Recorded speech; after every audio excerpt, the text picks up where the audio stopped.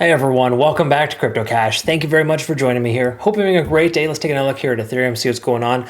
We want to double check some important stuff here. Actually, this is very relevant because these previous liquidation levels and or support ranges are likely to work as new resistances. So by no means is this coin going to just instantly recover. It's done fairly well, responding from that $1,400 mark to the 1560s, but majority of the market has also recovered well too once they hit their local bottom. So this is not the most phenomenal situation. I'll try to keep it quick and concise. Hit the like button, comment below if you could, please. Let me know what your thoughts are on this coin. Do you think it's going to go to zero, or do you think it's going to continue back up and just be an amazing situation?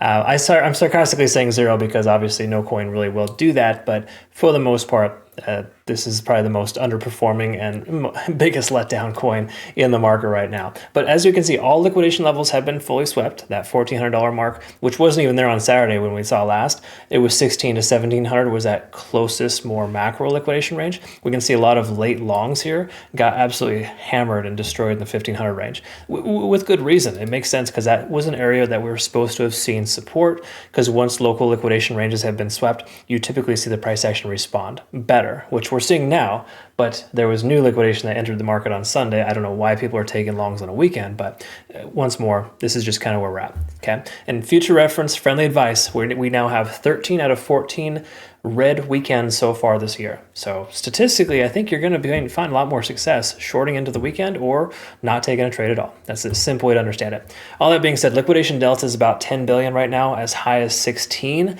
This is basically just implying that there's way more shorts in the market than there are longs, and with good reason.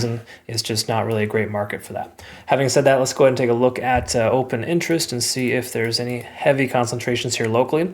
We can see 1600, 1610 roughly as that local resistance, but as you can see, between 16 and almost 1750, there's that $150 range that is pretty much untouched right now. So we don't really know where we're going to go next. We do have a fair value gap upwards of that 1750 level. So me personally, just like I was planning to short 1850, the 1900 range, which never truly occurred, I'm planning to probably short the 1750 level. If we see that revisit and Bitcoin still struggling between now and then, there's a solid chance we won't even see that recovery because of the fact that Bitcoin is, I don't perceive Bitcoin getting any more higher than 84,000 in the near future. If that were to happen, I think best case scenario, we see 1750 from this coin. Daily time frame is going to tell us that we're in terrible shape. Let's look at the weekly first, kind of see what's going on, because it's important to recognize like some macro behaviors here. And when we talked previously, the 1750 level, the 1800 range right there, we have that largest amount of point of control. Obviously, we want to exclude this low $300 mark that was from quite a few years ago. But in the last 4 years, we've seen the most amount of volume at 1800, and roughly secondary to that, pretty close where the price action's at, about 1550. So we're kind of in the middle-ish of this range of volume support. Worst case scenario, we see about 1100. That's right here where we saw our lowest point in 2022. That was one of the worst times we saw for altcoins. Altcoins were just getting demolished at that point. All that being said, we're in that range, if you will, the $10 to $1,500 range now. So I wouldn't put it past Ethereum to go that low, honestly. Now, is it going to recover here soon? Well, let's go ahead and see. Honestly, there's not a lot of indications telling us that should happen. I think it'd be very ridiculous of me to try to tell you that we have these hidden bullish divergences and the price is going to shoot to the moon from here. It's just not the way it goes right now. We're under all moving averages on almost every single time frame. There's nothing really to kind of note here that's worth mention. However, the important thing to recognize of note, which is still relevant, is this macro fair value gap on the daily time frame from 1650 roughly to 1750. That does kind of reinforce the odds of seeing that level get hit. In fact, let's go ahead and take a quick look at Ethereum futures here. We do have a significant CME gap here between 1750 and 1650. That's reinforced once more on the charts with that fair value gap. So it's roughly the same concept. So hypothetically, we do see this coin and Bitcoin successfully remove their heads from their asses, or all politicians do the same, then we'll probably see 1750. Between now and then, it's a hope and a prayer to expect the price to recover to that range, because we're so beaten down with this coin, and with such poor leadership on this coin too. Not to mention, I mean, you probably know what Vitaly looks like by now. There's a good chance that investing in this coin is just a bad idea.